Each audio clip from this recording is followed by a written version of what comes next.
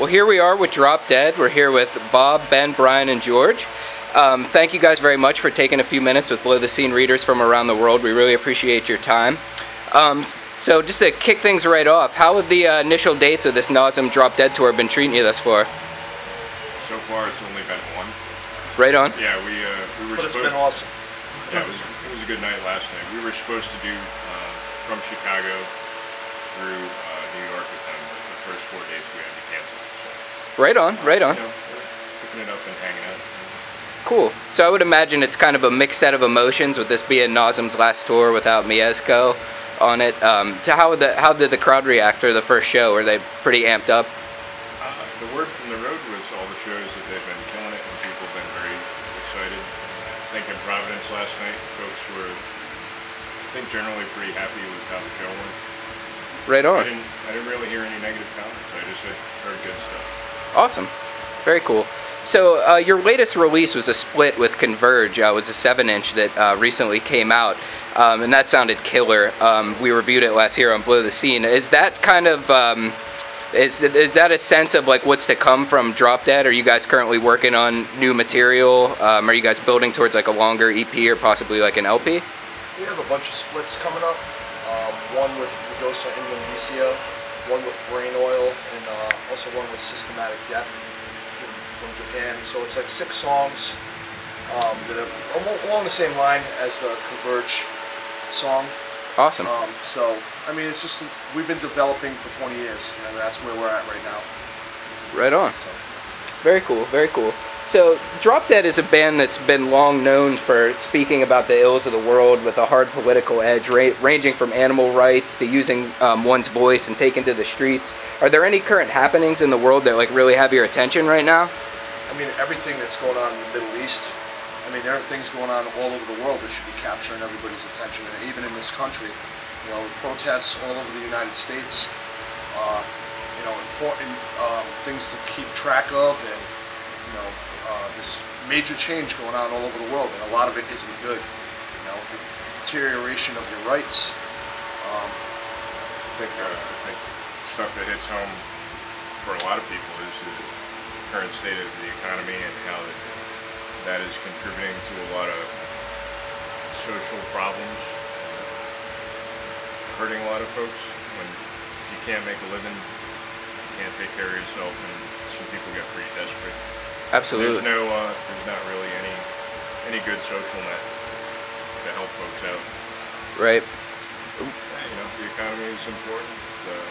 We have an election coming up that, you know, we could throw this country back into another right-wing spin. Right. Which might be good for hardcore, but might not be good for not good for taking care of normal people. I don't think. I think rich old white guys will probably do great if that happens, but I think normal people trying to get by, maybe not so good. Absolutely. Now, what role do you see, you know, bands such as yourself? Because I think, you know, a lot of people really look to you guys as, you know, as far as being like a big, especially within like the music community, as having like a big political influence. Like, what role do you see bands such as yourself that, you know, speak about, you know, the political topics and don't shy away from these things? Like, what, like really, what, you know, what do you see as like your role, like in that context? I mean, personally, for me, just to speak the truth as to how we see things as a band and as people.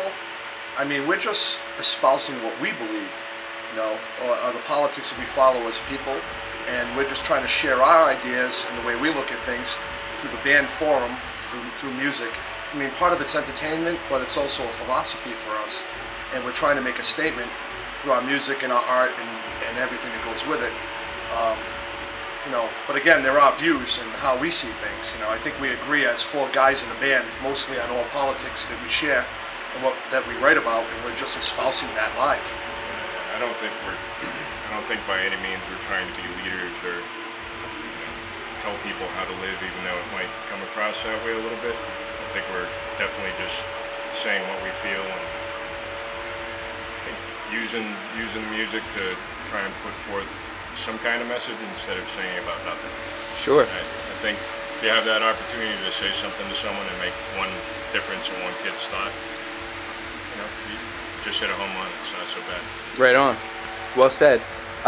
So just to kind of stick on this political theme for just another minute, we recently we interviewed you guys last year, and just to quote you, you said, "I do also feel that the time has come to an end. That people really need to consider physical means to stop the mass destruction and war that is taking place around the world. The bottom line is, it's going to take a revolution, and it's not going to be pretty." Is there anything that would lead you to believe that that type of revolution that we'll see it in our lifetimes or anywhere in the near future? I mean, it's going to really depend on how fast society declines, that we'll see it in our lifetime. I think it's going to come. Maybe it's going to happen in 100 years. Maybe it's going to happen in 50 years. It's going to depend on the political climate and natural resources and how fast they go. But the writing's on the wall. I mean, it's obvious of what's going on, unless you're a really stupid person. The decline of the whole, Western world and the civilization we live in it's fallen back, every day because of the stupid mistakes that we make and, using resources and war and all the things that happen every day. It's a perilous future. But whether we see it in our lifetime, I mean, we're seeing things happen now. So I mean, whether it'll happen in our lifetime, when people finally get off their asses and do something, I'm hoping it's not going to turn into some Orwellian nightmare thing where everyone just has a zipper on their fucking mouth. But who knows? Yeah. People let me down more than they, succeed most of the time. Yeah. Gotcha. So just to kind of switch back gears into the music, what's on the plate for Dropdead as we head into the latter part of 2012? I think we're just playing some shows, and we're gonna go and try and finish up this recording this coming weekend with Kurt and get those 3 split records out.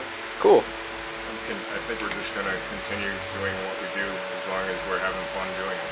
Awesome. There's not really an expiration date until it doesn't make sense to do it. Just jam out with your friends and say some stuff that is on your mind. Awesome. Well, we're really looking forward to the performance tonight, and I want to thank you guys for taking a minute with Below the Scene readers from around the world. We really appreciate your time, and we really look forward to keeping up to your future endeavors. Thank you guys very much. Thanks, man.